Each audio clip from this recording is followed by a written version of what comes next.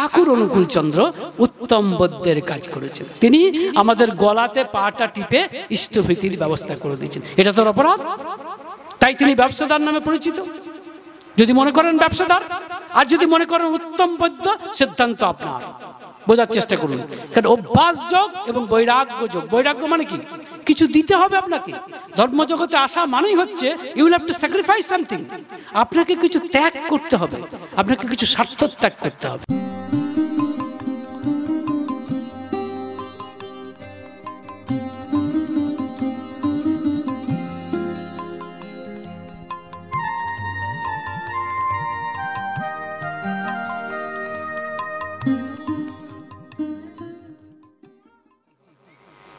এই দূরাভাস যতদূর যাচ্ছে, শুনে রাখুন, বিশেষ করে যারা রাজনীতির লোক তারা বেশি করে শুনে রাখুন।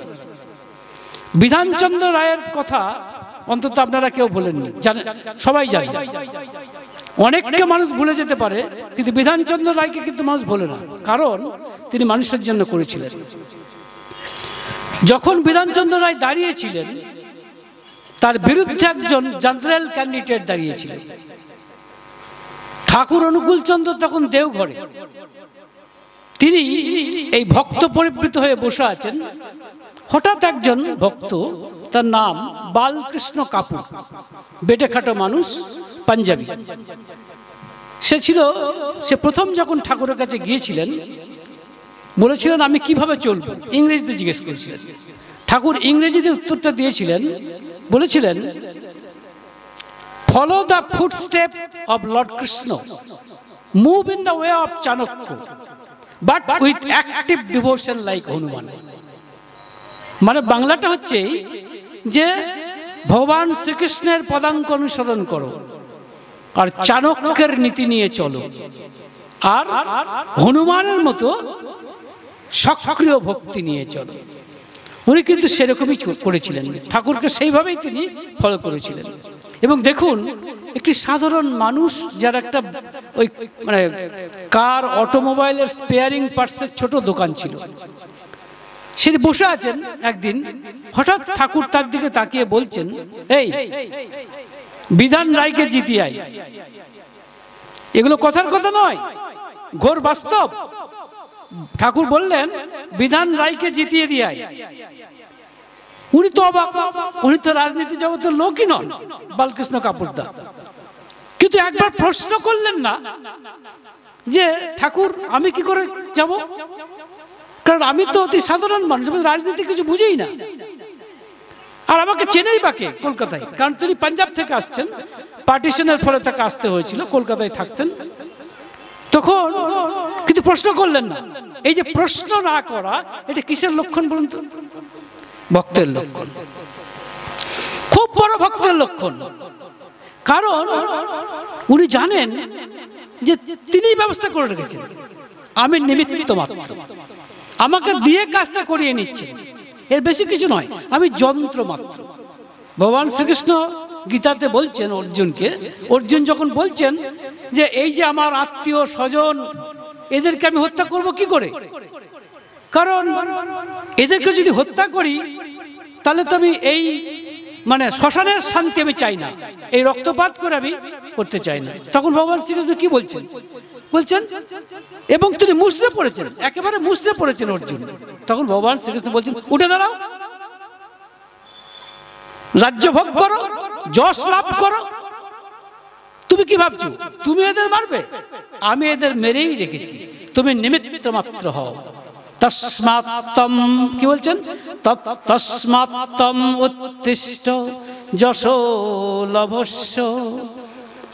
হ্যাঁ বলছেন তস্মাত্তম উত্তিষ্ঠ যশো লভস্য ভুঙ্কস্য রাজ্যম সমৃদ্ধম ময়া এবে এতে নিহতা পূর্বম এব নিমিত্ত মাত্রম ভব সব্যসাচিন। অর্থটা হচ্ছে যে আমি সমস্তকে মেরে রেখেছি, তুমি নিমিত্ত মাত্র হও, তুমি যন্ত্র স্বরূপ হও। তো অর্জুন কিন্তু দেখুন, অর্জুনের মতো ভক্ত সেও কিন্তু ভগবান শ্রীকৃষ্ণকে পুরোপুরি বুঝতে পারেনি। প্রথমে মানুষই ভেবেছিল, কারণ সখারূপে এসেছেন। তাই কখন বুঝলেন বলুন তো, আপনারা বলুন তো, কখন বুঝলেন ভগবান শ্রীকৃষ্ণ তিনি যে ভগবান, সেটা কখন বুঝলেন? গীতার থেকে জিজ্ঞেস করছি আপনাদের, বলুন কে বলবেন? কারেক্ট, ঠিক বলেছেন। কে বললেন দাদা? হ্যাঁ ঠিক বলেছেন। বিশ্বরূপ দর্শন যখন করলেন, যখন দেখলেন যে সমস্ত দেব দেবী, মানুষ, পাহাড়, নদী সব তার মধ্যে ঢুকছে, তার মধ্যে দেখা যাচ্ছে, তখন অর্জুন বলছেন আমি ভুল করে ফেলেছি ইত্যাদি ইত্যাদি। কি বলছেন? এটা একাদশ অধ্যায়ে আছে, 15 নম্বর শ্লোক। পশ্যামি দেবান তব দেব দেহে সর্বান তথা ভূত বিশেষ সংঘান ব্রহ্মাণম ঈশম কমলাসনস্থম ঋষিংশ্চ সর্বান উর্গান চ দিব্যান। মানে হচ্ছে, দেখো অর্জুন দেখছেন যে তার মধ্যে ব্রহ্মা মানে সৃষ্টিকর্তা, তার মধ্যে ঈশম মহাদেব তার মধ্যে দেখতে পাচ্ছেন, ঋষি এবং সমস্ত ভূতবর্গকে দেখতে। তখন অর্জুন বলছেন আমি ভুল করে ফেলেছি, তুমি আমাকে তোমার সাথে যা ব্যবহার করেছো তার জন্য তোমাকে ক্ষমা করো। তখন, তার আগে বুঝতে পারেননি। কিন্তু দেখুন বালকৃষ্ণ কাপুরদা তিনি কিন্তু বুঝতে পেরেছেন যে ঠাকুর সব ব্যবস্থা করে রেখেছেন, আদারওয়াইজ বিধান রায়কে আমি জয়যুক্ত করার কে? কিন্তু লক্ষ্য করুন, বললাম প্রশ্ন করলেন না, প্রশ্ন না করে লাভ দিয়ে চলে গেলেন। এবার বলুন তো আপনাদের কাছে প্রশ্ন, বালকৃষ্ণ কাপুরদা কি ধরনের ভক্ত? হনুমানের মতো, নাকি ধরুন বিড়াল ছানার মতো, হনুমানের ছানার মতো? একদম কমপ্লিট হনুমান। হনুমান কিন্তু প্রশ্ন করেনি রামচন্দ্রকে, যা বলেছেন তাই, অ্যাক্টিভ ডিভোশন তিনি তাই করেছেন। এখন বলুন তো আপনারা কি ধরনের ভক্ত? আমি জিজ্ঞেস করছি আপনারা কি ধরনের ভক্ত? 4 ধরনের ভক্ত আছে, আমার কথা নয়, ভগবান শ্রীকৃষ্ণের কথা। চতুর্বিধা ভজন্তে মাম জনা সুকৃতি অর্জুন আর্ত জিজ্ঞাসু অর্থার্থী জ্ঞানী চ ভরতর সভ। মানে কি? দেখো অর্জুন, 4 ধরনের ভক্ত আমাকে ভজনা করে। এক হচ্ছে আর্তভক্ত। আর্তভক্ত মানে বলুন, আপনারা বলুন, আর্তভক্ত কাকে বলছেন? ভগবান শ্রীকৃষ্ণ দায়ে পড়ে যারা এসেছে। যেমন অনেকে আছে ঠাকুর অনুকূল চন্দ্রকে ধরেছেন, ছেলের অসুখ, ডাক্তার জবাব দিয়ে দিয়েছে, বলছে দেখো ঠাকুরকে ধরে যদি কিছু হয়। তারা কি ধরনের ভক্ত? ওই দায়ে এসেছে, তারা কি ঠাকুরকে ভালোবেসে আসেনি? তাহলে কি ধরনের ভক্ত? তারা আর্তভক্ত। আর অর্থার্থী ভক্ত কারা বলুন তো? কিছু পাবার আশায় এসেছে, বলছে ঠাকুর তোমার দীক্ষা নিলাম, তোমাকে ধরেছি, মেয়ের বিয়েটা যেন ভালো হয়ে যায়, ছেলে যেন চাকরি পায়, দেখো না পেলে কিন্তু তোমার হবে না। মানে কিছু পাবার আশায় এসেছে, অর্থার্থী ভক্ত। আর জিজ্ঞাসু ভক্ত কারা বলুন? কারা জিজ্ঞাসু ভক্ত? যারা ভাবছে তাই তো মানুষ হয়ে জন্মালাম শুধুমাত্র এই আহার নিদ্রা মৈথুনের জন্য, কেবল খাবো, ঘুমাবো আর বংশ বিস্তার করবো। সে তো পশুতেও করে, গরুতেও করে, ছাগলেও করে। তাহলে আমার সঙ্গে তাদের তফাৎ কোথায়? এই জিজ্ঞাসা যাদের এসেছে, এই প্রশ্ন যাদের এসেছে, তারা হচ্ছে জিজ্ঞাসু ভক্ত। আর এক ভক্ত হচ্ছে জ্ঞানী। জ্ঞানী ভক্তকে যে প্রথম থেকেই বুঝে গেছে মানুষ জীবনের উদ্দেশ্যই হচ্ছে ভগবান লাভ। তো আমরা এবার বলুন, প্রশ্ন আপনাদের কাছে, আমরা কি ধরনের ভক্ত? আর্ত, অর্থার্থী, জিজ্ঞাসু না জ্ঞানী? বলতে হবে। হ্যাঁ কি বলুন? হ্যাঁ ঠিক তাই, আমারও তাই মনে হয়েছে। এবং আমি ইনক্লুডিং মাইসেলফ। ভাববেন না যে আমি আলাদা, আমিও তাই ভাববেন। আমি আপনাদের সামনে কথা বলছি বলে ভাবছেন আমি বিশাল কিছু, নট নেসেসারিলি সো। যেটা বলতে চাইছি সেটা হচ্ছে এই দায়ে পড়ে এসেছে, অনেকে এসেছে দায়ে পড়ে, দেখো অনেক কিছু হচ্ছে, হতে পারে। আর অনেকে এসেছে কিছু পাবার আশায়। তাই জিজ্ঞাসু ভক্ত আর জ্ঞানী ভক্ত ঠাকুরের কাছে বিশেষ আসেনি, বেশিরভাগ এসেছে আর্তভক্ত আর অর্থার্থী ভক্ত। এবার প্রশ্ন, যে দায়ে পড়ে এসেছে বা যে কিছু পাবার আশায় এসেছে, সে কি সৌভাগ্যবান নাকি দুর্ভাগা? উত্তর দিন। তার কি কিছু পূর্বজন্মে কিছু করা আছে না কিছু করার নেই? আছে। একটু আগে আমাদের শুভঙ্কর বলছিল, আমার শুভঙ্কর ভাই, যে কিছু করা না থাকলে তার দরবারে আসতে পারতেন না। এত সহজ নয়। কত মানুষ, কিন্তু কজন আসছেন ঠাকুরের কথায়? এখন অনেককে আপনি বলে দেখবেন যে ঠাকুর অনুকূলচন্দ্রের দীক্ষাটা নিন, কি বলবে যে হ্যাঁ ঠিক আছে ঠিক আছে, ও আপনার গুরু, আপনার ঠাকুর, মানে সে নিজেই নিজের গুরু। সমস্যাটা দেখুন, সে নিজেই নিজের গুরু। তো যাই হোক, কিছু স্বীকৃতি না থাকলে আপনি আসতে পারতেন না। তাহলে যারা আর্তভক্ত এবং অর্থার্থ ভক্ত, যারা কিছু দায়ে পড়ে এসেছে বা কিছু পাওয়ার আশায় এসেছে, তারাও সৌভাগ্যবান। কে বলছেন কথাটা কে বলছেন? স্বয়ং শ্রীকৃষ্ণ।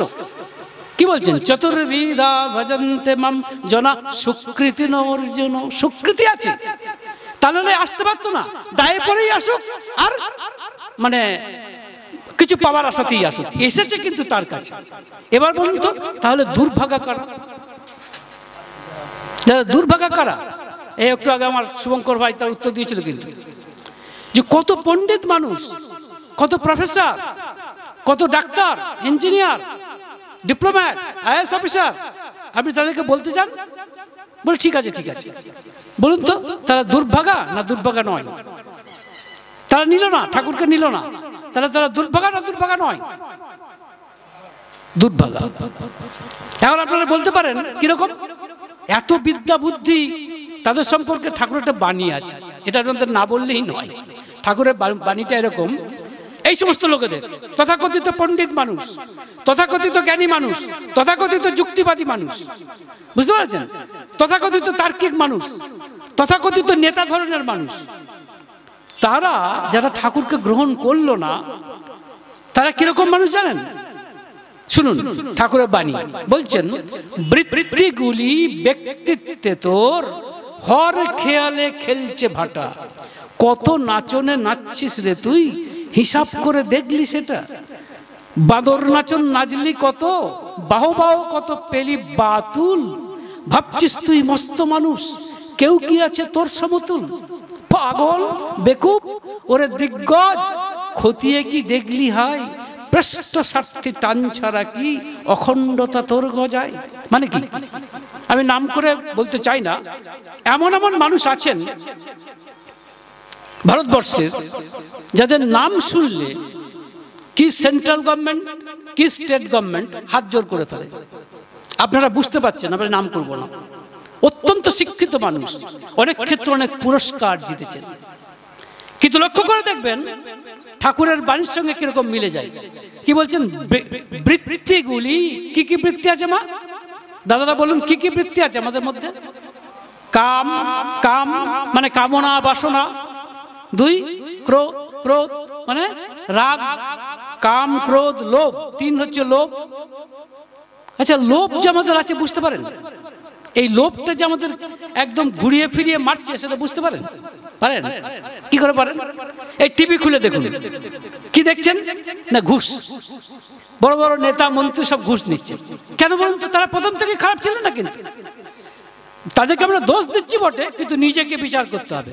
কারণ ধরুন একটা ছোট্ট ঘটনা, একটা ফাঁকা রাস্তায় আপনি যাচ্ছেন, কেউ নেই, মনে করুন কেউ নেই, আপনি দেখছেন 500 টাকার বান্ডেল থরে থরে পড়ে রয়েছে। আচ্ছা, প্রথমে আপনার কি ইচ্ছা বলুন? হ্যাঁ, নিতে ইচ্ছে করবে।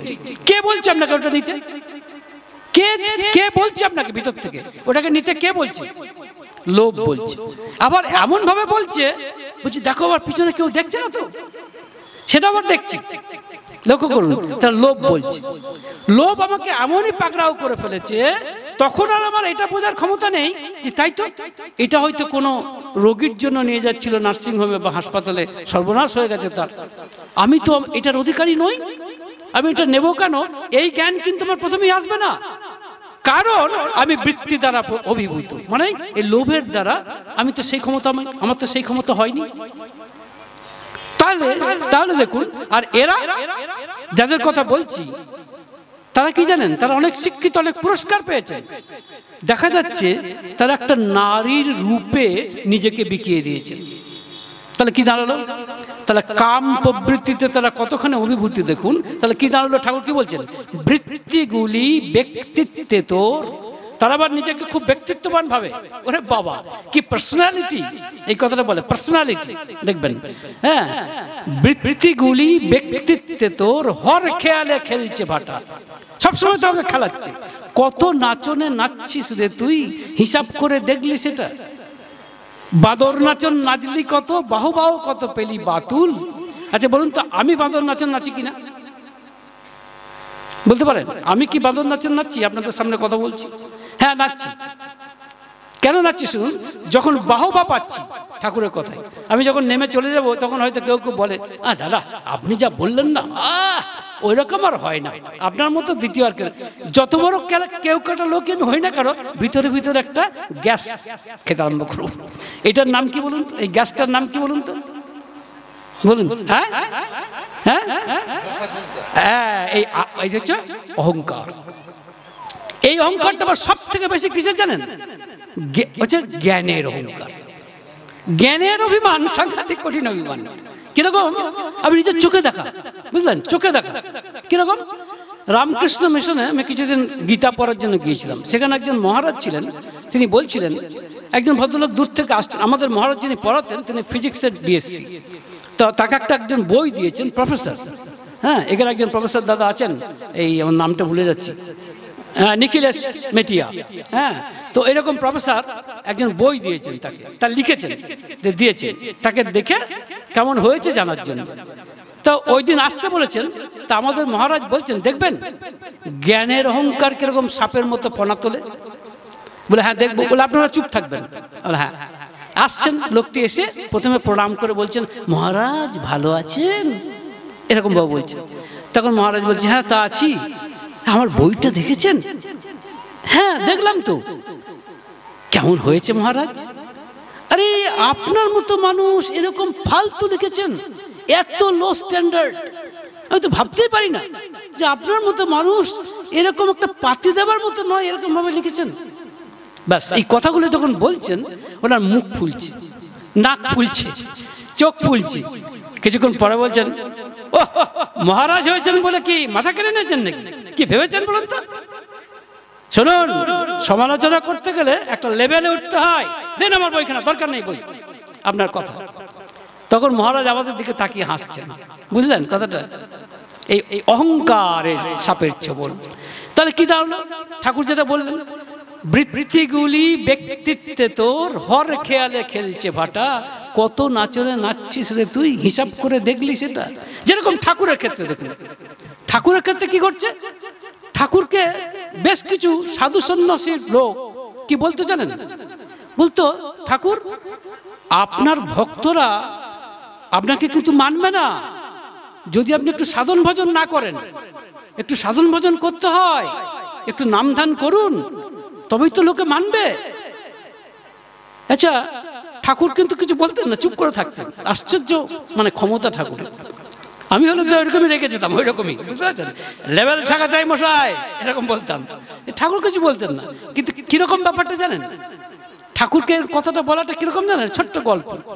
একজন একটা মাছকে কি বলছে জানেন? একটা মাছ, ছোট মাছ, তাকে বলছেন, ওহে মাছ, তুমি মাঝে মাঝে জলে চান করো তো? শোনো, মাঝে মাঝে কিন্তু জলে চান করবে, তাহলে শরীর ভালো থাকবে। মাঝে মাঝে জলে চান করাটা শরীরের পক্ষে ভালো। আচ্ছা, মাছ কি উত্তর দেবে? মাছ কি উত্তর দেবে? যে সবসময় জলের হয়েছে, সে কি উত্তরটা দেবে? ঠিক সেরকম ঠাকুর কি উত্তর দেবেন এই সমস্ত লোকেদেরকে? সমস্যাটাই কেন? তাই যাই হোক, তাই বলছে তার অহংকার নেই, সেই জন্য তার জ্ঞানের অহংকার নেই। লক্ষ্য করে দেখুন। তো যাই হোক, তখন তাহলে এই কথাটাগুলো আসছে। এবার দেখুন, এই বৃত্তি প্রবৃত্তিতেই আমরা কাবেজ হয়ে গেছি। তো যাই হোক, এই আমাদের পালকৃষ্ণ কাপুরদা কিন্তু সেই গোত্রের নয়। তিনি কিন্তু ঠাকুরকে ধরেছেন একেবারে তার সত্যিকারের। যখন কি করলেন, লাভ দিয়ে চলে গেলেন। লাভ দিয়ে কোথায় গেলেন? কলকাতায় গিয়ে কি করলেন?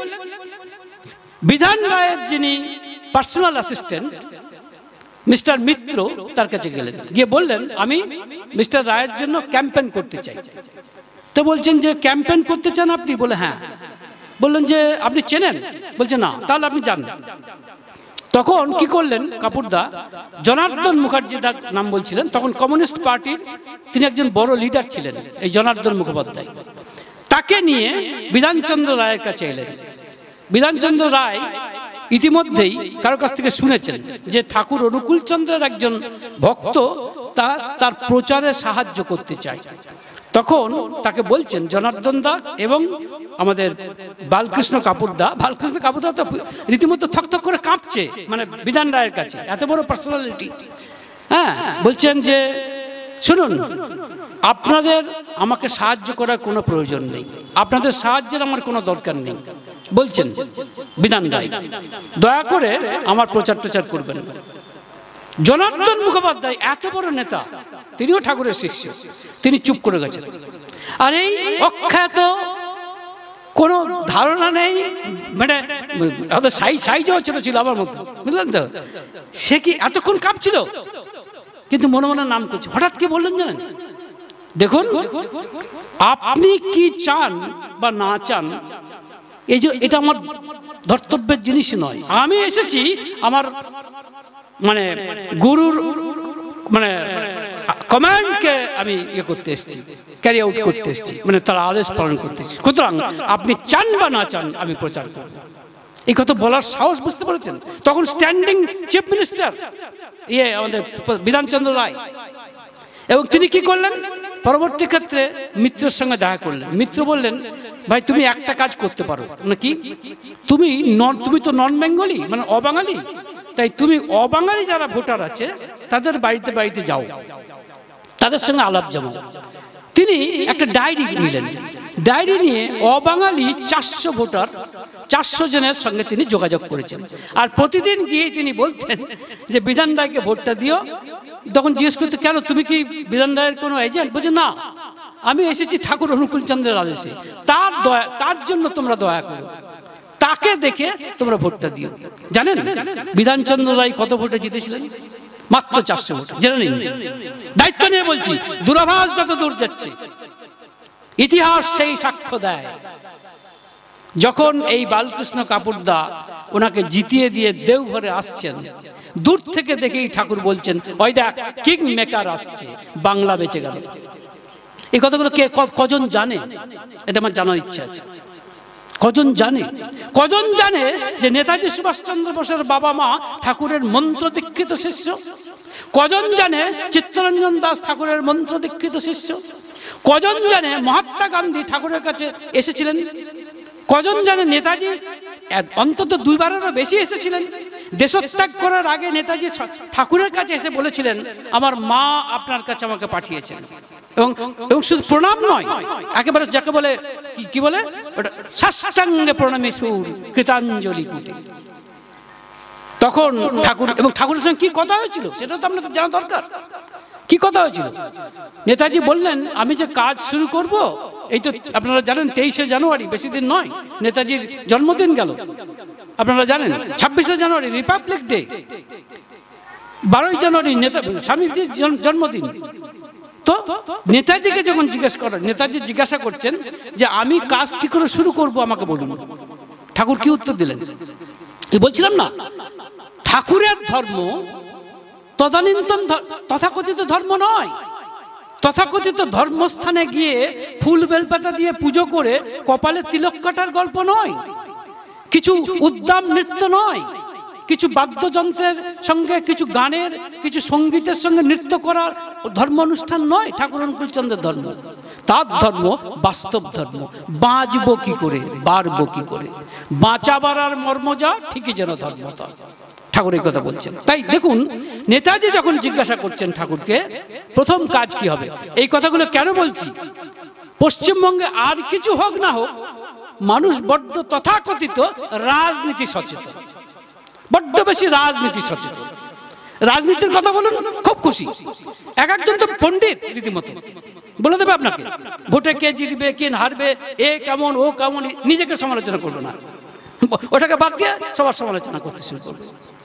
তো যখন নেতাজি জিজ্ঞাসা করছেন ঠাকুরকে যে কোথা থেকে কাজ শুরু করব, ঠাকুর কি বলেছিলেন আমার মতে মানুষ তৈরি করার কারখানায় প্রোগ্রামই হচ্ছে শ্রেষ্ঠতর কারখানা।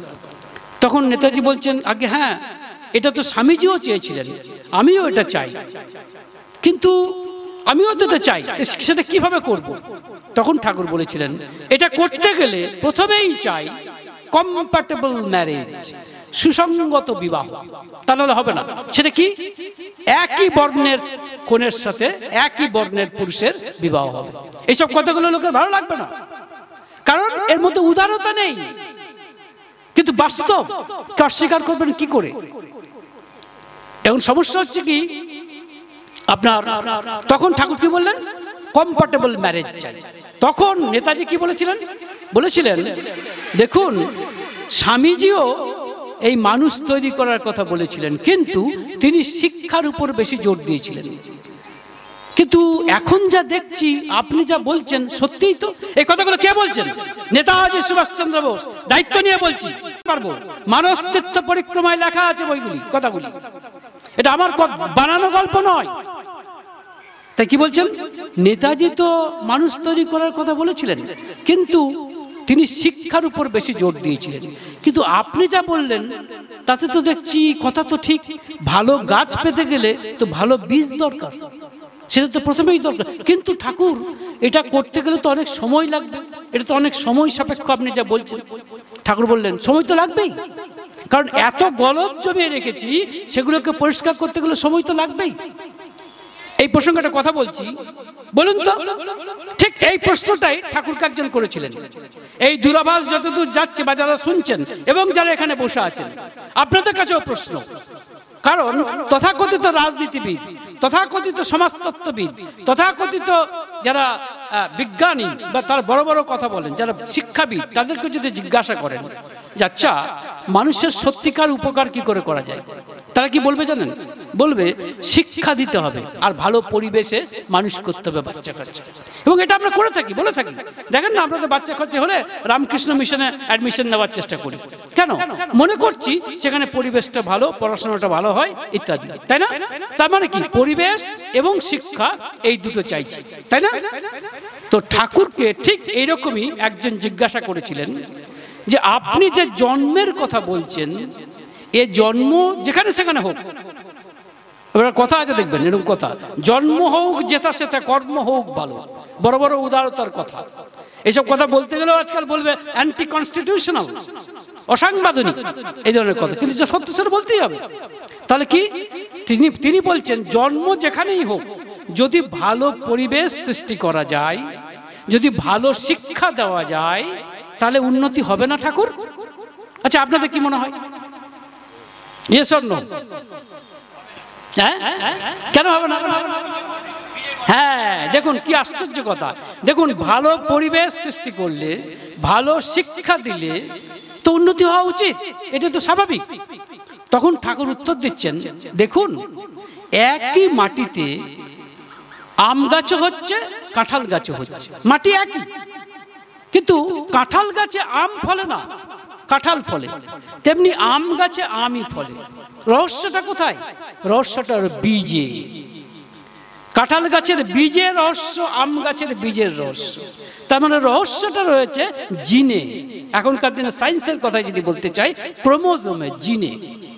তখন ঠাকুর বলছেন, ধরুন যে ওই যে বলছেন না, জন্মগত ভ্রষ্ট, যে জন্মগত ভ্রষ্ট, যে চোর হয়েই জন্মেছে, তাকে যদি আপনি ভালো শিক্ষা দেন, তাহলে কি হবে বলুন তো?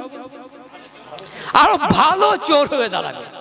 কি করে আরো ভালো চোর হওয়া যায়, অর্থাৎ কি করে সত্যটাকে অত্যন্ত সুকৌশলে মিথ্যায় পরিণত করে দেওয়া যায়, অথবা অত্যন্ত সুকৌশলে মিথ্যাটাকে কি করে সত্যে পরিণত করা যায়। এর উদাহরণ আপনারা প্রত্যেক দিন টিভিতে দেখছেন, কোর্টে, লোয়ার কোর্টে, হাইকোর্টে, সুপ্রিম কোর্টে। উকিলগুলো আছে কি জন্য? ঠিক এই জন্য, এই নোংরামি করার জন্য। তাহলে কি দাঁড়াচ্ছে জিনিসটা?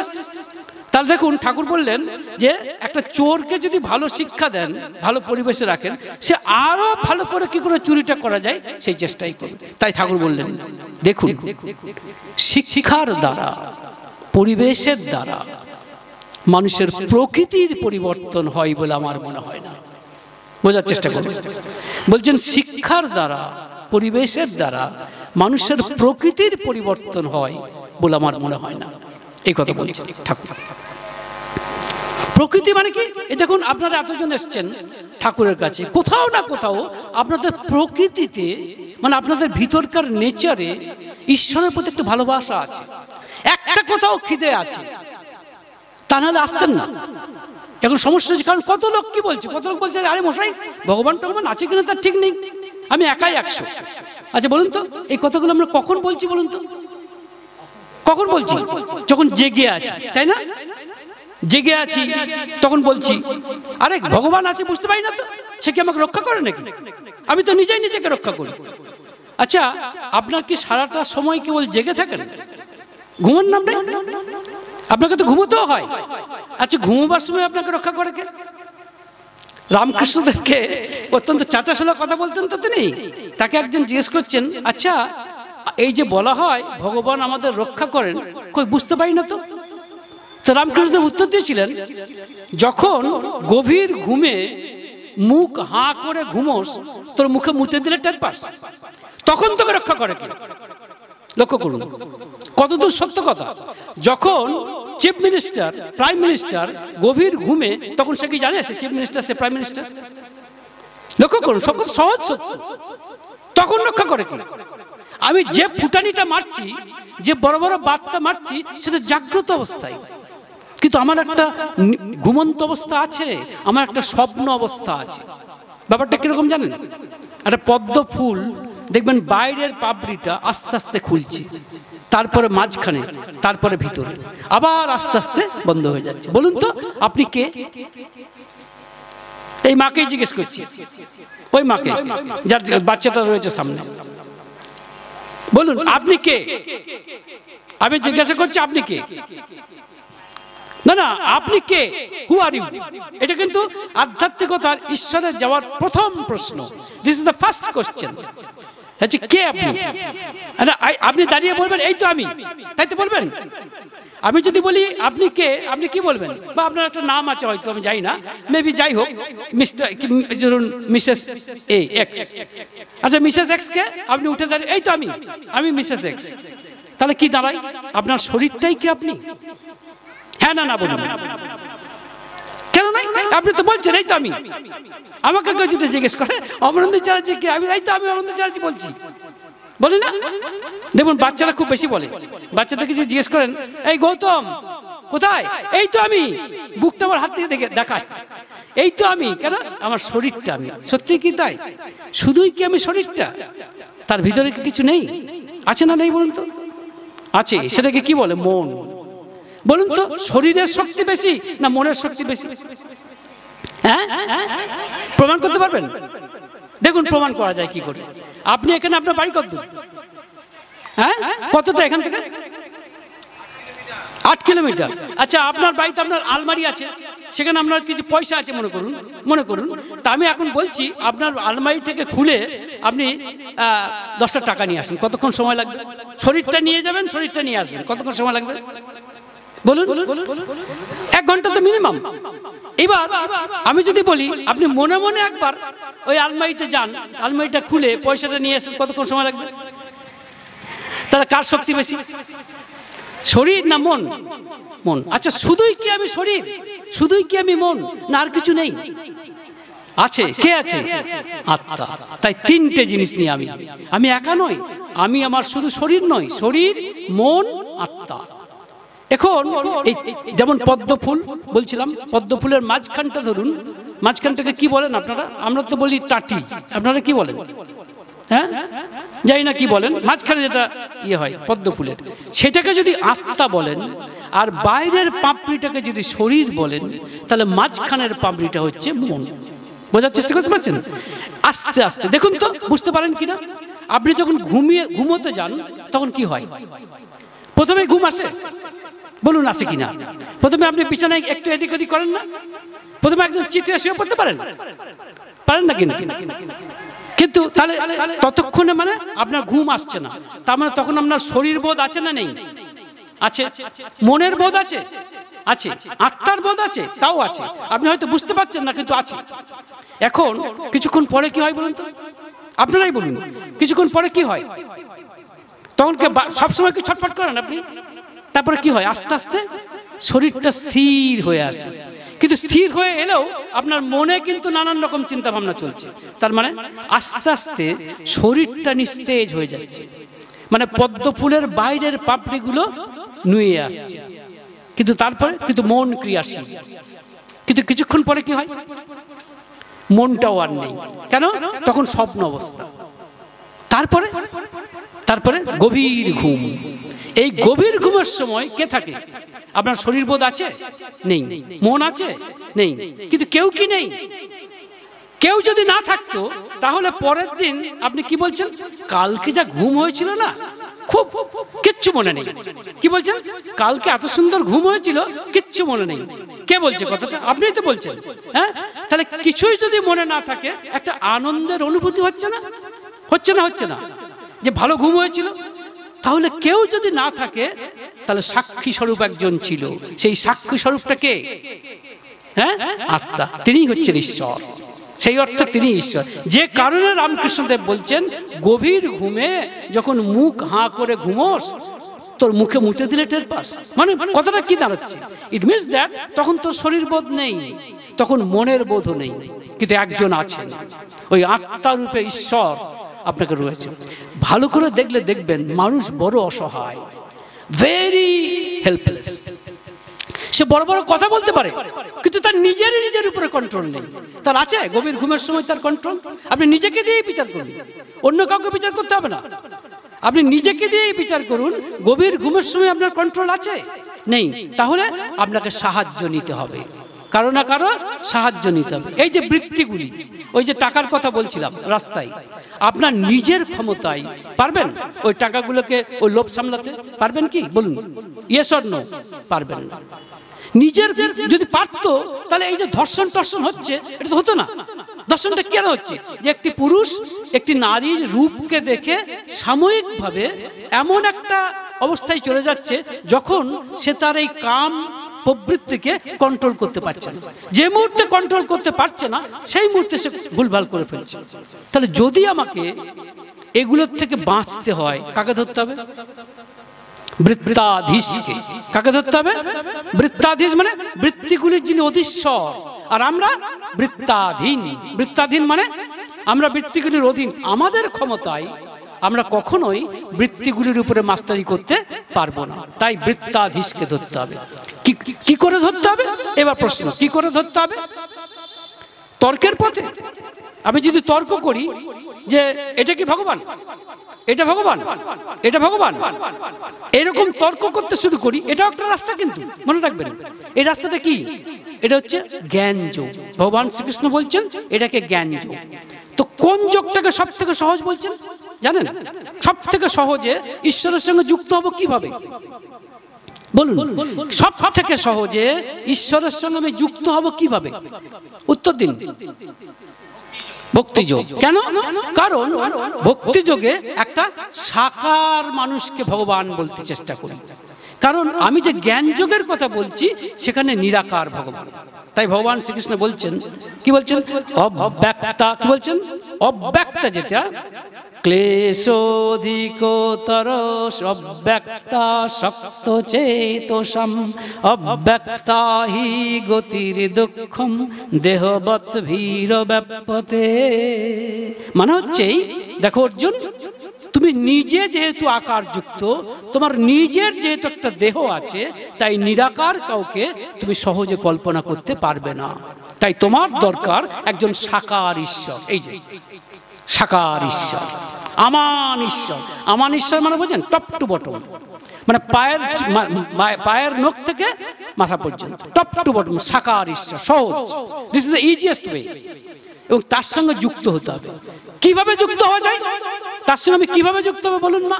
ভক্তিযোগের কথা বললেন দাদা। এই ভক্তিযোগের প্রধান ধাপটা কি? আপনারাই বলুন, আমাকে বলতে হবে না, আপনারাই বলুন যে ভক্তিযোগের প্রধান ধাপটা কি? কি করে তার সঙ্গে যুক্ত হব আমি? ধরুন এই গঙ্গাতে একটা মানে তরি রয়েছে, মানে একটা নৌকা রয়েছে, আর আপনি পারে রয়েছে। আপনি যদি পারে থাকেন, আর গঙ্গাতে যদি একটা, গঙ্গার মাঝ গঙ্গাতে যদি আপনার একটা নৌকা থাকে, তাহলে আপনি তার সঙ্গে যুক্ত হতে চাইছেন। কিভাবে যুক্ত হবেন? কিভাবে যুক্ত হয় দেখবেন, নৌকাটা যখন মানে ইয়েতে আসে, মানে ঘাটিতে, তখন তারা কি করে নেয়, একটা শিকল দিয়ে টান মারে। তাহলে আপনি যদি আপনার কোমরের সঙ্গে একটা শিকল বেঁধে যদি ওই নৌকাটার সঙ্গে টাচ করিয়ে দেন, তাহলে কিন্তু আপনি তার সঙ্গে যোগ দিতে পারবেন। পারবেন না? পারবেন না। যেই জন্য ঠাকুর খুব মজা করে বলছেন, শুনেছি গ্রিনল্যান্ডে যখন তুষার ঝড় হয় তখন বাড়িতে একটা খুঁটি থাকে, সেই খুঁটির সঙ্গে নিজেকে দড়ি দিয়ে বেঁধিয়ে বাইরে যায়। কারণ ঝড়ে যদি মানে তাকে যদি ছাড়িয়ে নিয়ে যেতে চাই, ওই দড়ি দিয়ে তাকে টেনে নেওয়া যাবে। ওই দড়িটা কি? ওই শিকলটা কি? বলুন, ওই শিকলটা কি? রামকৃষ্ণদেব বলেছেন, শেষে ঠাকুর অনুকূলচন্দ্র বলেছেন, ওই শিকলটা কি? যে শিকলের মাধ্যমে আপনি নিজেকে তার সঙ্গে যুক্ত হচ্ছেন। বলুন, ইয়েস, সৎ নাম, মানে দীক্ষা প্রাপ্ত নাম। কেন? কারণ ওই নামের মাধ্যমে তার সঙ্গে যোগ হবে। কেন যোগ? কি করে যোগ হবে? আমি যদি বলি না যোগ হবে না, শুনুন বিজ্ঞান কি বলছে, অন্য কথা শুনতে হবে না। আজকের বিজ্ঞান, স্টিফেন হকিং সবচেয়ে বড় ফিজিসিস্ট, তিনি বলছেন এই বিশ্ব ব্রহ্মাণ্ড একটা শব্দ করে তৈরি হয়েছে। সেই শব্দটা কিরকম আওয়াজ বলুন তো, জানেন কেউ? আমরা উপনিষদ কি বলছে? ওম, এই শব্দ। আচ্ছা বলুন তো, আমাদের যে সব নাম শেষে ঠাকুর অনুকূলচন্দ্র দিয়েছেন, নিশ্চয়ই জানেন, বলতে হবে না। বলুন তো, এই ওম শব্দটা সেখানে আছে না নেই? বলুন, আছে না নেই? দাদা বললেন আছে। বলুন তো, একটু বুঝিয়ে বলুন তো আপনি, কোথায় আছে? শুনে রাখুন, যেটা আমরা বলি ওম ব্রহ্ম পরব্রহ্ম কুলমালিক, সেটা নয়, কিন্তু সেটা নয়। ঠাকুরের সব নামের মধ্যেই আছে শেষ দুটো অক্ষর। উচ্চারণ করে দেখুন, ওয়ামি, ও আমি, লক্ষ্য করে দেখুন, ওইখানে আছে ওম। তাই ঠাকুরের দেওয়া যে সৎ মন্ত্র, তার সঙ্গে এই বিশ্ব ব্রহ্মাণ্ডের সৃষ্টির যে শব্দ, তার একটি মিল আছে, তার একটি সামঞ্জস্য আছে। তাই যখন আমি নাম করছি, তখন আসলে বিশ্ব প্রপঞ্চের সাথে যিনি, যাকে বলা হয় নাদ ব্রহ্ম, নাদ ব্রহ্ম মানে ঈশ্বরকে বলা হয় শব্দ স্বরূপ, তিনি শব্দ দিয়ে তৈরি হয়েছেন, এই শব্দ স্বরূপের সঙ্গে যোগ হচ্ছে। তাই ওই শিকলের মাধ্যমে মনে রাখবেন তার সঙ্গে যোগ হচ্ছে। এই যে তার সঙ্গে বারবার যোগ মানে চিন্তা করা, তার সঙ্গে তার এই সব নামটাকে বারবার উচ্চারণ করা, এটাকে কি বলে মা? ঠাকুরের যে তিনটে স্তম্ভ আছে, এটাকে কি বলে? দাদারাও বলুন, এটাকে কি বলে? এই যে সাধনা করা, হ্যাঁ এনাদেরকে জিজ্ঞেস করছি, বলুন এটাকে কি বলে? যে ঈশ্বরের নাম করা মনে মনে, অর্থাৎ সেই শব্দটা আমি যখন আমার সৎ নামটা উচ্চারণ করছি, তার মানে আমি কাকে ডাকছি বলুন তো? সরাসরি তাকে। তিনি হচ্ছেন শব্দ স্বরূপ, শব্দের মাধ্যমে তার সঙ্গে যুক্ত হচ্ছে, বুঝতে পারছেন? এখন ওই যে নাম করছি আমি, এটাকে কি করা বলে ঠাকুরের কথাই? না, তা তো ঠিক। এই জপ করাটা কিসের অন্তর্গত? যে 5টি স্তম্ভ আছে তার মধ্যে এটি কিসের অন্তর্গত? যজন।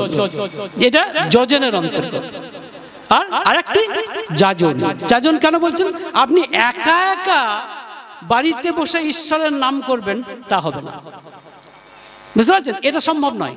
আপনাকে আরেকজনকেও সাহায্য করতে হবে। এটা ম্যাড রেস নয়, এটা কম্পিটিশন নয় যে আপনি এগিয়ে যাবেন, উপায় নেই। বলছেন না, মানে যারা পশ্চাতে পড়ে আছে তাদেরকেও আপনাকে টানতে হবে, অন্যকেও ঈশ্বরের কথা বলতে হবে, ঠাকুরের কথা বলতে। এটাকে কি বলে? যাজন। আর 3 নাম্বার ইষ্টভৃতি। এইটাকে নিয়ে আবার অনেকে ব্যঙ্গ করে, বলে ঠাকুর অনুকূলচন্দ্র এই ইষ্টভীতির সৃষ্টি করেছেন, এটা একটা ব্যবসা। ভাই, তুমি ঠাকুর অনুকূলচন্দ্রকে বিশ্বাস করো কি না করো সেটা পরের কথা, তুমি প্রশ্নের উত্তর দাও, শ্রীকৃষ্ণকে ভগবান মানো কিনা আমি জানতে চাই, আপনাদের কাছেও জানতে চাই। এবং দূরাভাস যতদূর যাচ্ছে, যারা ঠাকুর অনুকূলচন্দ্রের দীক্ষিত নন তাদের কাছেও জানতে চাই যে শ্রীকৃষ্ণকে ভগবান বলে মানেন না মানেন না। যদি বলেন মানেন, তাহলে বলতে হবে তার কথাকেও মানতে হবে। যদি আপনি শ্রীকৃষ্ণকে মানেন, তাহলে তার কথাকেও মানতে হবে। তার কথা কোথায় পাওয়া যায়? গীতাতে পাওয়া যায়, শ্রীমদ্ ভগবত গীতাতে পাওয়া যায়। সেখানে তিনি কি বলছেন? কোন অধ্যায়? 3য় অধ্যায়। কত নম্বর শ্লোক? 12 নম্বর শ্লোক। দায়িত্ব নিয়ে বলছি, কি বলছেন? ইষ্টান ভোগান হিব দেবা দর্শন্তে যজ্ঞ ভাবিতা তৈয়ের দত্তান প্রদায়েভ্য যো ভুঙ্কতে স্তেন এব সহ। এটা সংস্কৃত কথা, কিন্তু বাংলা মানে বোঝা যাবে না তা নয়। কি বলছেন? যারা ইষ্টের ভোগ দেবতাদের না দিয়ে, মানে আলটিমেটলি ভগবান শ্রীকৃষ্ণকে না দিয়ে নিজেরা খায়, তারা স্তেন মানে চোর। একথা কে বলছেন? কে বলছেন? ভগবান শ্রীকৃষ্ণ বলছেন। তাহলে ভগবান শ্রীকৃষ্ণ যদি দেবার কথা বলেছেন, দেবার কথা কে বলছেন? ভগবান শ্রীকৃষ্ণ বলছেন, এবং প্রতিদিন daily, on a daily basis. তাই ঠাকুর অনুকূলচন্দ্র যে ইষ্টভীতিটা, হ্যাঁ এটা তিনি ব্যবস্থা করেছেন, ভগবান শ্রীকৃষ্ণ সেটা থিওরিতে বলেছেন। আর ঠাকুরের অপরাধ, বড় অপরাধ করে ফেলেছেন তিনি। কেন বলুন তো? দেওয়াটাকে অভ্যাসে পরিণত করে দিয়েছে, যে জন্য ইষ্টভীতিটা করেছেন। কেন? কারণ দেওয়াটা এত সহজ জিনিস নয়। আপনি কই চান তো কিছু, ওইখানে বড় সবাই খুব চালাক, তাই দেওয়াটাকে ঠাকুর অভ্যাস যোগে পরিণত করছেন। কেন? কারণ ভগবান শ্রীকৃষ্ণকে অর্জুন জিজ্ঞেস করছেন যে মনটা আমি চঞ্চল, শান্ত করতে পারছি না। কি বলছেন? চঞ্চলং হি মন কৃষ্ণ প্রমাথি বলবত দীর্ঘম তস্যাহং নিগ্রহং মন্যে বায়রিব সুদুষ্করম। হে ভগবান, তুমি মনটাকে শান্ত করতে বলছো, কিন্তু শান্ত করতে পারছি না আমি। তখন ভগবান কি বলছেন? অসংশয়ম মহাবাহ মন দুর্নিগ্রহম চলম অভ্যাসেন তু কন্তেয় বৈরাগ্যেন চ গৃহ্যতে। এটা গীতার কথা, আমার কথা নয়। মানে দেখো অর্জুন, তুমি ঠিকই বলেছো, এই চঞ্চল মনকে শান্ত করা কঠিন, তবে রাস্তা আছে, উপায় আছে। কি উপায়? অভ্যাস যোগ এবং বৈরাগ্য যোগ। ঠাকুর অনুকূলচন্দ্রের অপরাধ, তিনি এই অভ্যাস যোগ আর বৈরাগ্য যোগ এটাকে বাস্তবতায় নিয়ে এসেছেন ইষ্টভীতি প্রবর্তন করে। বলছেন প্রতিদিন দিতে হবে জোর করে। ব্যাপারটা কিরকম? রামকৃষ্ণদেব বলছেন 3 ধরনের ডাক্তার আছে বাবু। এক ধরনের বৈদ্য হচ্ছে শুধু প্রেসক্রিপশন করে দেবে। দাদা আমাকে সময়টা বলে দেবেন একটা প্রেসক্রিপশন করে দেবে, মানে কি, আর এই যাও হয়ে গেল। তারা ভগবান রামকৃষ্ণদেব বলছেন এরা হচ্ছে অধম বৈদ্য, এরা হচ্ছে অধম বৈদ্য। আর মধ্যম প্রকারের বৈদ্যকে, যে শুধু প্রেসক্রিপশন করে না, বলে দেখো শুধু ওষুধ খেলে হবে না, তোমাকে নিয়ম কানুনগুলো মানতে হবে। তুমি যদি তেল ঘি যাওয়া যুক্ত খাবার খাও তাহলে মুশকিল আছে। কিন্তু দেখবেন অনেকে বলে শুনি যে নিরামিষ খাওয়া ভালো। আমি কি বলি জানেন? নিরামিষ খাওয়া ভালো, কিন্তু তুমি যদি ওরকম তেল ঘি দেওয়া এঁচোড়ের তরকারি মারো তাহলে সেটা আমিষের চেয়েও খারাপ। সুতরাং সাত্বিক আহার, ঠাকুর কি বলছেন, যাতে ডাইজেস্ট হয়, সহজে পাচিত হয়, এটাও বুঝতে হবে। কিন্তু তো যাই হোক, যেটা বলতে চাইছিলাম, তাহলে ওই মধ্যম প্রকৃতির বৌদ্ধ আর উত্তম প্রকৃতির বৌদ্ধকে ভগবান শ্রীকৃষ্ণ বলছেন, যিনি বুঝেছেন যে মানুষরা বিকারগ্রস্ত। বিকারগ্রস্ত মানে বললেও শুনবে না। যদি একটা বাচ্চা বিকারগ্রস্ত হয় তাহলে তার মাকে কি বলছেন জানেন? মা, মানে জ্বরের ঘোরে সে বিকারগ্রস্ত। সে বলছে, মা আমার নাকটা লম্বা হয়ে গেছে, গণেশের মতো লম্বা হয়ে গেছে। এখন মা কি বলবেন? মা যদি বলেন যে না তোর নাকটা লম্বা হয়নি, নাক যা আছে তাই আছে, কিন্তু ছেলে শুনবে না, কারণ সে বিকারগ্রস্ত। তাই মা বলছে, হ্যাঁ বাবা তোমার নাকটা গণেশের মতোই হয়ে গেছে। তাহলে উপায় কি? এভাবে বলছে। অর্থাৎ আমরা বিকারগ্রস্ত। এই বিকারগ্রস্তদেরকে উত্তম বৈদ্য কে বলছেন?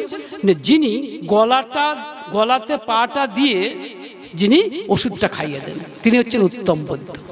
ঠাকুর অনুকূলচন্দ্র উত্তম বৈদ্যের কাজ করেছেন। তিনি আমাদের গলাতে পাটা টিপে ইষ্টভীতির ব্যবস্থা করে দিয়েছেন। এটা তোর অপরাধ। তাই তিনি ব্যবসাদার নামে পরিচিত। যদি মনে করেন ব্যবসাদার, আর যদি মনে করেন উত্তম বৈদ্য, সিদ্ধান্ত আপনার। বোঝার চেষ্টা করুন। কারণ অভ্যাস যোগ এবং বৈরাগ্য যোগ। বৈরাগ্য মানে কি? কিছু দিতে হবে আপনাকে। ধর্মজগতে আসা মানেই হচ্ছে you will have to sacrifice something. আপনাকে কিছু ত্যাগ করতে হবে, আপনাকে কিছু স্বার্থ ত্যাগ করতে হবে। এমনি এমনি হবে না। আপনি আপনার ছেলেকে কত করেন বলুন তো? আপনার ছেলেকে কত করেন? তাহলে ছেলের জন্য করেন আর ইষ্টের জন্য করবেন না। যদি না করেন তার মানে আপনি তাকে অনুভব করতে পারবেন না। তাই ঠাকুর বলছেন হোসনা জ্ঞানী হোসনা যোগী গোসাই গোবিন্দ যাই না হোস, যজন যাজন ইষ্টভীতি না করলে তুই কিছুই নোস। এটা বোঝার চেষ্টা করবেন, সহজ উত্তর ঠাকুরের। বলছেন হোসনা জ্ঞানী হোসনা যোগী, আমরা নিজেকে বলি দেখবেন আবার বড় বড় লোক যারা, ও অনুকূল ঠাকুর, ঠিক আছে ঠিক আছে, আরে আমি অমুক অমুক অমুকের অমুক ভক্ত, নাম করেই বলছি, নাম করছি না, বিভিন্ন বলে আমি অমুক জায়গার, আমি এলিট, আমি ওসবের মধ্যে নেই। নিজেকে জ্ঞানী ভাবে, আবার অনেকে যোগী ভাবে, তাদের সম্পর্কে বোধহয় ঠাকুর এই বাণীটা আপনি দিয়েছেন যে হোসনা জ্ঞানী হোসনা যোগী গোসাই গোবিন্দ যাই না হোস। নিজেকে আবার গোবিন্দ ভাবে। সমস্যা অনেক রকম, কত রকমের ধর্ম প্রচারক আছে দেখবেন, টিভিতে খুললেই দেখতে পাবেন কত রকমের তিলক ফোঁটা হানতান ইত্যাদি ইত্যাদি। ঠাকুরের আছে, ঠাকুরের কপালে সিঁদুর আছে, দেখেছেন? আচ্ছা মুশকিল, আমি তো বলতে হবে, আনসার করুন। ঠাকুরের কপালে কোনো সিঁদুরের আছে? ছাইবস্য আছে? গেরুয়া রঙের কাপড়ে তিনি সাজিয়েছেন নিজেকে? হাতে চিমটে আছে? গলায় মালা আছে? তাহলে তাহলে তো মানবো না ঠাকুরকে, এটা মিলছে না ঠিক, তাহলে তো ঠাকুরকে মানতে চাইবো না। তাহলে ঠাকুর আবার ভগবানের সাধক হয় কি করে? এইখানেই তিনি অ্যাবনর্মালি নর্মাল। অ্যাবনর্মালি নর্মাল মানে বোঝেন? অস্বাভাবিক রকমের স্বাভাবিক, তার দরকার হয় না, প্রয়োজন পড়ে না। তিনি দেখিয়ে দিতে এসছেন যে সাধারণ সংসারী মানুষ হয়ে এলেও ঈশ্বরকে লাভ করা যায়, আর তার জন্য কোনো রংচঙে সাজাতে দেহকে ঠাকুর কি বলছেন, তোমার মনের সন্ন্যাস হোক, খামোকা ওই রংচঙে সাজাতে ব্যস্ত হো না শরীর। তাহলে কি হবে? মন শরীরমুখী হয়ে পড়বে। মনটা কি হয়ে পড়বে? শরীরমুখী। তাহলে বোঝার চেষ্টা করুন।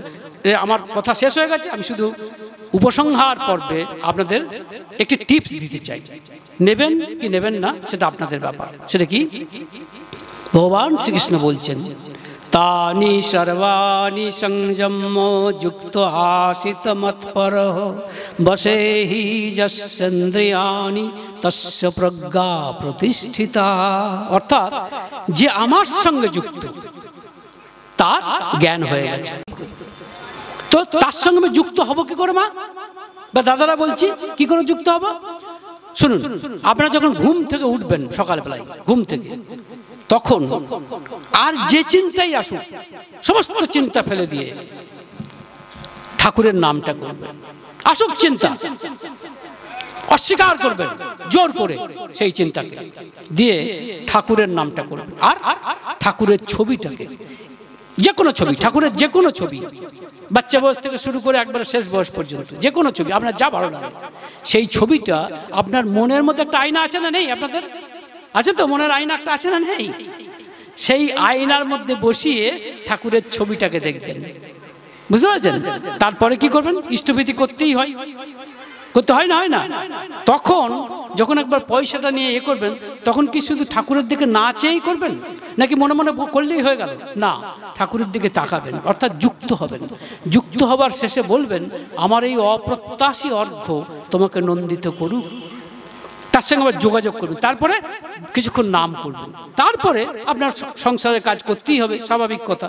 করুন, করতে করতে যদি পারেন মাঝে মাঝে ঠাকুরকে স্মরণ করবেন। এটা কিন্তু অসম্ভব নয়, নট এন্টায়ারলি ইম্পসিবল। কিরকম? ঠাকুর বলছেন দেখিস না, মানুষ শীষ দিতে দিতে কাজ করে, করে না? বড় বড় কাজ করছে শীষ দিতে দিতে। অর্থাৎ কেন? ইন্টারেস্ট থাকতে হবে, মানে একটা পীড়িত থাকতে হবে ঠাকুরের সঙ্গে। সেটা একদিনে হয় না, আস্তে আস্তে হয়, তাই না? আমি নিজে একজন কলেজের প্রফেসর ছিলাম। আমি যখন নতুন বিয়ে হয়েছে তখন কলেজে পড়াতে পড়াতেও আমার বউয়ের মুখ মনে পড়ছে। এখন অবশ্য মনে পড়ে না, কারণ কেন? কারণ পীড়িত রয়েছে। কথা বুঝতে পারছেন? এখন আমার সমস্যা হচ্ছে ঠাকুর, কিন্তু তার সঙ্গে ঠাকুর সমস্যা হচ্ছে না তো, কারণ ঠাকুর তো আমার কাছে অপরিচিত। তাই অভ্যাস যোগ প্রতিদিন করতে হবে, এই করতে করতে তার সঙ্গে যুক্ত হওয়া। তাই কাজ করতে করতেও কিন্তু চাইলে তার সঙ্গে যুক্ত হওয়া যায়। চেষ্টাটা করবেন, না পারেন ঠিক আছে, অন্তত রাত্রে ঘুমোবার আগে মিনিমাম 10 বার নামটা করে আর ঠাকুরের ছবিটা করে শুয়ে পড়বেন। কেন বলছি?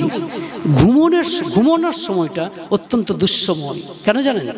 আমি তো এই জন্মেই কেবল আসিনি, আমার পূর্বজন্ম ছিল। জানেন তো ভগবান শ্রীকৃষ্ণ বলছেন, বহুনি মে ব্যতীতানি জন্মানি তব চার্জুন তন্নাহং বেদ সর্বাণি নতং বেত্থ পরন্তপ। মানে হচ্ছে, দেখো অর্জুন, তোমার এবং আমার বহু জন্ম হয়েছে, তোমার সঙ্গে আমার তফাৎ এই যে তুমি সেই জন্মের কথা তোমার স্মরণ নেই, তোমার মনে নেই, আর আমার সব মনে আছে। তাই ঘুমের সময় পূর্বজন্মের স্মৃতি, পূর্বজন্মের কুকর্মের বিশেষ করে আসুরিক রূপ ধরে আপনার সামনে এসে দাঁড়ায়। দেখবেন মাঝে মাঝে আমরা স্বপ্ন দেখি, অত্যন্ত দুঃস্বপ্ন, ভাবতেই পারি না এরকম হতে পারে। তখন আপনাকে রক্ষা করবে কে? ওই রামকৃষ্ণদেবের মতো, ওই তিনি রক্ষা করবেন, ওই যে নামটা করেছেন আর তার ছবিটা ধরেছেন। এইভাবে সারা দিনমানে তার সঙ্গে যুক্ত হওয়ার চেষ্টা করবেন, আস্তে আস্তে দেখবেন অনেকটা এগিয়ে এসে। ভালো থাকবেন। জয় গুরু।